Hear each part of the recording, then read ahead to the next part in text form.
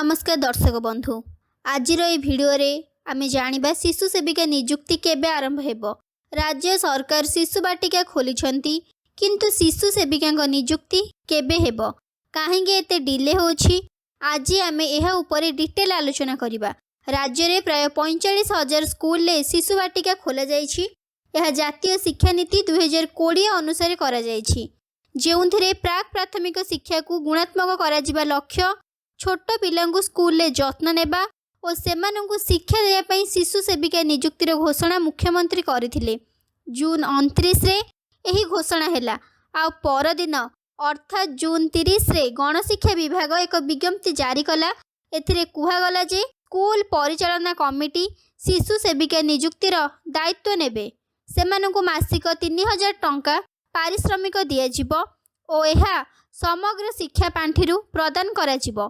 घोषणा हेबा परे 1 मासरू अधिक समय बीती गलानी, किंतु ओसेबा पक्षरु गाइडलाइन प्रकाश पाई नाही। एहा बिना नियुक्ति प्रक्रिया आगे पारु नाही। शिक्षक माने कहउचंती शिशु बाटिकारे छोट पिलांकु सामना करिबारे सेमाने हैरान होउछंती। एपरि स्थिति रे शिक्षक माने एका संगरे पाठ पढ़ा और छोट पिलांको जत्न नेबारे व्यस्त होई पडुछंती। सरकार घोषणा करथिले जे ओसेबा गाइडलाइन जारी करिवो, जेउथिरे शिशु सेविका कार्य और नियुक्ति प्रक्रिया विषय स्पष्ट करा, किंतु एहा एजाए प्रकाश पाई नाही। एहा बिना स्कूल परिचालना कमिटी नियुक्ति आरंभ करि पारु नाही। एजाए सरकार तरफ कौनसी ऑफिशियल अपडेट आसी नाही। किछि यूट्यूब वीडियो रे कुहा जाउछि जे शीघ्र गाइडलाइन आसी पारे, किंतु एहा एक प्रेडिक्ट मात्र।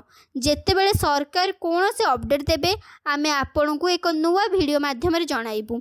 शिशु सेविका नियुक्ति रे एते डिले काहेकि हेउछि, आपण मानकु कोन लागुछि? आपणक मतामत कमेंट बॉक्स रे लेखि जणांतु।